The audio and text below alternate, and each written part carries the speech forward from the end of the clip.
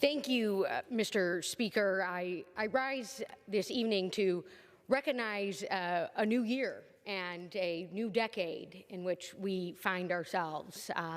The second half of this session of the 116th Congress, an incredible delegation of individuals who have come together on behalf of the American people, for the American people, to usher in an agenda of renewal, of standing up for everyday, hardworking Americans, to protect their health care, to advocate for infrastructure and good, sound infrastructure spending, as well as to stand up for hardworking Americans who have always played by the rules and have worked for their retirement savings. My pensioners back home in Michigan, it was a delight to close out the end of the decade back home in my district with so many of my beloved constituents and the community members who make us so strong. It is a fact, Mr. Speaker, that on January 3rd, 2020, this new year, this new decade, 1 year from when this Congress was sworn in, this session of Congress was sworn in, the headline became pronounced that industrial activity has come down to its lowest point since 2009.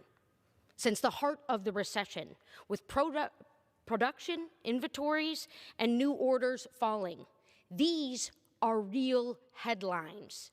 These are headlines that affect the heart of America. And while so much hums in our national media and in our national news, this is a reality for so many. This is a reality for Michigan's 11th district. And we were delighted. We were pleased to see us pass the USMCA, overwhelmingly bipartisan, for the manufacturers, for the manufacturing economy, for the hardworking union members who will get a better deal because we are advocating for Buy American content. We know the road to implementation will be long.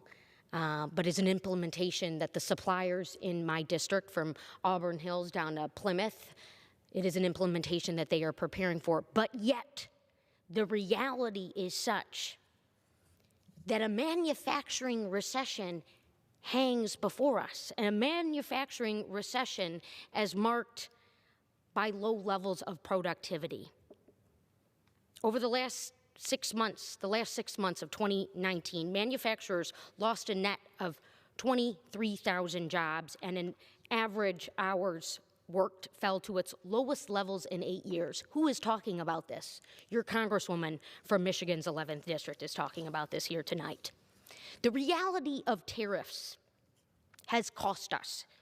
Tariffs imposed have cost U.S. corporations $34 billion as of October 2019, as marked by that day, since they were implemented. Also, October 2019 marked manufacturing taxpayers have paid $1.8 billion in 2019 in additional tariffs, in additional money. I talk to these employers, I talk to these small businesses, I talk to the lifeblood of the American economy. And they are paying more. They are squeezed, their margins are tight. Can this continue? No, it cannot.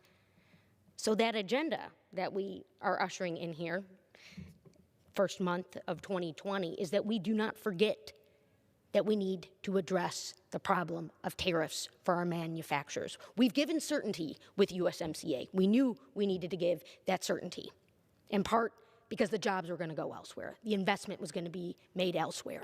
Wasn't going to be made in the American workforce. See, we are in a global race to compete, right? We've got to compete as Americans. We've got to compete as manufacturers in small communities in suburban communities like the ones that I have the privilege and honor of representing. And within that, comprised within that, are the people who are going to work every single day in snowstorms, in rainstorms, on sunny days in the middle of the summer, putting food on the table. And we look at wages. And we ask ourselves, as we are now in this third decade of this new millennium, of this century, what has transpired with wages? See, the alarming headline as we were closing out 2019 was that the richest, the wealthiest 500 individuals increased their wealth in 2019 by $1 trillion, by over $1 trillion, when wages for our middle class have remained stagnant, where wages for the lowest earners in our economy, we are still advocating to raise the minimum wage from $7 just about. It's the year 2020. Who's working those jobs, by the way? Single mothers, people who have played by the rules and who have children, who aren't just working temporary jobs. This is the promise of America. This is the dream of America, Mr. Speaker, that we are representing and that I am fighting for all of you, where my sleeves are rolled up. The things that I am eyeing here. Because if we don't start addressing this, we stop winning. We stop having an American first agenda. So we've got to put the manufacturing economy at the forefront. We've got to look at the plight of exports. We saw that with the USMCA, the passage of the USMCA, right? 95%, over 95% of the world's consumers are outside of American borders. We want to sell the best in-class made American product from Michigan by the best-in-class Michigan workforce to the world. We want to get it into these markets. So we look at how we can be smart. We can look at the things that we did during the big recession, right? The big recession of 2008, 2009. And what got us out of that, the strategies and the policies that we put forward. An export agenda, Mr. Speaker. You know this, Mr. Speaker, from where you sit. I acknowledge my friend from South Carolina. He is in a port destination. We got smart about how we sold American product, how we invested in small businesses, awards. The State Small Business Jobs Act is what I'm talking about, folks. It awarded money through the Small Business Administration to states like Michigan. We qualified for these dollars. This was $200,000 that the state of Michigan got, and made awards to companies who applied, who met the qualifications as small businesses, and gave them seed money that they matched with their own money to go sell their products in Europe and overseas and to different consumers. And the results were exponential. That money paid for itself. And then the political tides changed and we got rid of it. And, we're still here 10 years later trying to figure out how we're going to make those investments. Well, let's go back and look at that State Small Business Jobs Act of 2010. Let's figure out how we can get in front of a manufacturing recession. It's technical, right? It's technical. Look at auto sales. They're down. They are down in 2019. Not as dramatic as it was in 2008 when we had the largest drop in automotive sales in the history of the automobile. But auto sales are down. Auto sales are down because hardworking men and women put things on the line. They went on strike. They asked for better health care. They asked for fair wages. They asked for retirement packages. See, when we talk about middle class job growth, when we talk about growing our middle class, what are we talking about? We're talking about lifting people out of poverty. The facts are clear. Productivity is not at its highest level. Productivity is at some of its lowest level. And inequality is at some of its highest level. Inequality matched by wage disparity, Mr. Speaker. And then we have this, interesting reality with our skills gap in this country. And this is something I hear all over my district. Every time I'm talking to a manufacturer or an educator or a champion in my community, and it's, where are we going to find the workers? Just today, I was talking with folks from the coding organization, Hour of Code. They gave me a few minutes, and I had the opportunity to be reminded that we have tens of thousands of open computer science jobs in this country, and we are not graduating the level of computer scientists that we need to graduate to fill those jobs. We've got to invest in our own. This is something in Michigan we know very well. We've got great universities. Our students stick around. We want them to stick around. That's part of my charge here. That's what I'm trying to represent as your member of Congress. The attraction agenda, the boomerangs, those who maybe, took a job or an educational opportunity elsewhere, but have come back to invest in our community. We see that all over. We see that in the rich innovation transpiring throughout the district. 2-to-1 patents in autonomous vehicle technology, 75% of the R&D taking place here. And then we remind ourselves, but in the previous Congress, in the 115th Congress, there was a big tax bill that got passed into law. And it was so partisan in certain respects. And now the effects of this tax bill are playing out. Who has benefited and who hasn't? Whereas the wealthiest individual Americans have seen their wealth increase by over $1 trillion, our middle class is still paying. They are not seeing the growth that they have expected to see. Many large multinational corporations are paying nothing in taxes while we all pay, and yet our deficit has ballooned yet again. And in this case, it ballooned astronomically, Mr. Speaker. It ballooned by $1.5 trillion as projected from this tax scam. When are we going to start investing in the middle class? That's what we're up to here. That's what the second part of this session of Congress is about. The infrastructure guarantee. When we say, guess what?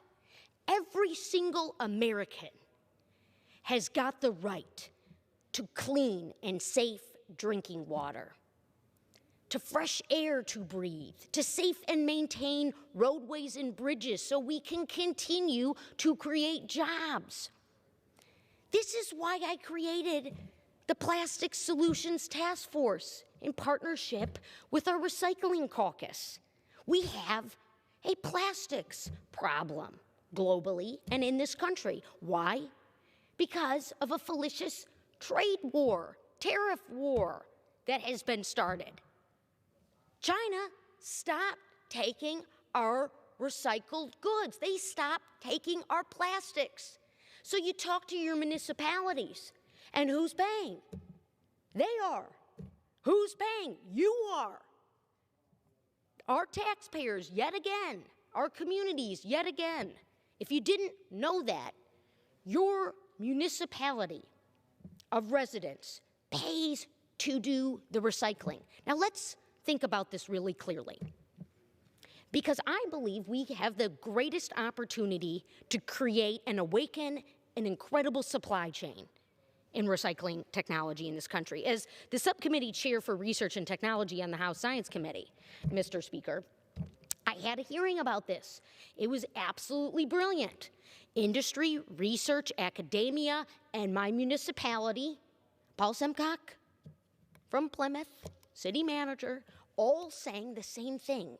Give us standards. Mark the goods. Tell us what to do with them. And then let's think about how we can invest and pilot and inspire. More so, get strategic about how we actually want to do recycling in this country to create jobs. Because if we think about the sorting and the materials and what goes into it, the onus is on all of us. It's on us as a federal government and as a partner with local government, state government, and individual consumers, and the companies who want to see the reuse of these materials. So we're quite enthusiastic about these opportunities, but it begins with investing in R&D, research and development. And this is what kind of gets my goat with the tax bill that was passed before I got here. Because according to the International Monetary Fund, only 1/5 of the tax gains to businesses were directed towards capital and R&D expenditures. So we're not seeing that investment going to the new technologies that will create the new jobs, that'll employ more people. We know it's exciting. We know it's there. We know if we gave every municipality in this country the opportunity to recycle to their full potential, to reduce, reuse those materials, we would not only gain back those materials that we have sourced, but we would have new jobs as a result of that. Mr. Speaker, as we talk about the jobs, and as we look at the skills that our employers are looking for, that we are training for in this year 2020, in this new decade, some reference that we're in this fourth industrial revolution, of which I am a champion of. This is where I came out of before I was in this body. So I was working in the industrial Internet of Things space, collaborating with nonprofits and universities and community colleges and local school districts, like my good friends in Novi Public Schools. We had a lot of fun. And we're identifying those skills.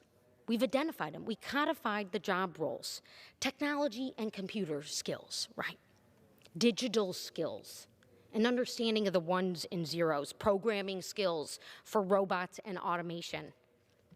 These are things that have great meaning to those of us in Michigan's 11th district, because I'm home to the company that has the largest robot in the world in Rochester Hills, Auburn Hills with FANUC. It's really quite exciting. Working with tools and techniques, different technical skills, critical thinking. These are things that don't know partisan lines, by the way. These are things when you stand up and say, I'm going to be a champion for this, addressing the root pain that is seeping in to our economy. These are realities. Michigan, last year, lost 6,200 factory jobs. But yet we're creating and we're innovating at exponential rates.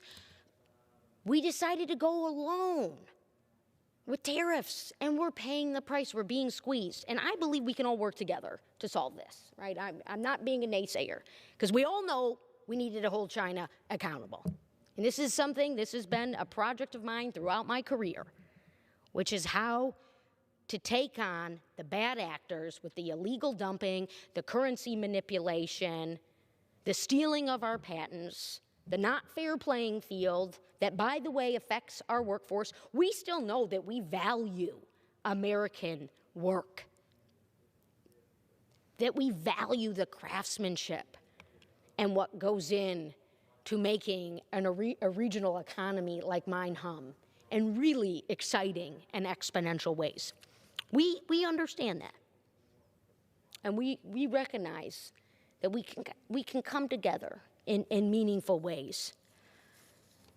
We also continue to call on the Senate to pass the bills that we have sent forward, the many bipartisan bills, the Butch-Lewis Act, very bipartisan, to protect the pensions of hardworking Americans, those who did everything right and are still waiting. I have not forgotten in 2020. We are still working to get that deal done. We are still working to increase the wage. This is something in Michigan that we voted on, to increase the minimum wage, to raise the wage. One job should be enough. Your valued work should be enough. And we're not seeking to overregulate and get rid of good deals, but what we are looking to do, Mr. Speaker, is stand up for individual hardworking Americans, those who are counting on us. It is incumbent upon us. We sit in this body of 435 individuals. They increased that number the last time in 1913. Many, many years later, the population has grown. History is important, my friends. I encourage you to read your history. I encourage you to learn the facts and figures of our past and also embrace how that has changed our future. We are in some trying times. We closed out 2019 and in this session of Congress with some things that I was very proud of. I got my first bill signed into law, the Building Blocks of STEM Act, bipartisan, bicameral, signed by the president on December 24th, I believe it was. A bill that will support investments in early childhood education. I want all my Michiganders lining up for this, all right? It's the National Science Foundation. We get a lot of NSF dollars in Michigan, millions. The investment in early childhood education, Mr. Speaker, is priceless. That continuity for those jobs of the future, that's how we get in front of this skills gap. That's how we start addressing some of the rumblings in our regional economy. We also, though, recognize that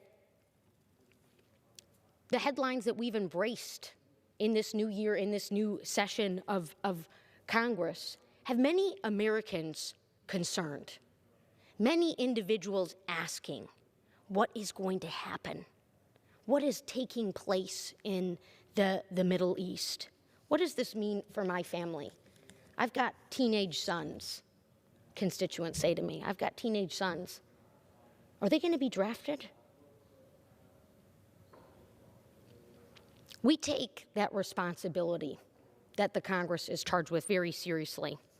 And Mr. Speaker, I look to this, which is that President Barack Obama gave us the words that change will not come if we wait for some other person or some other time.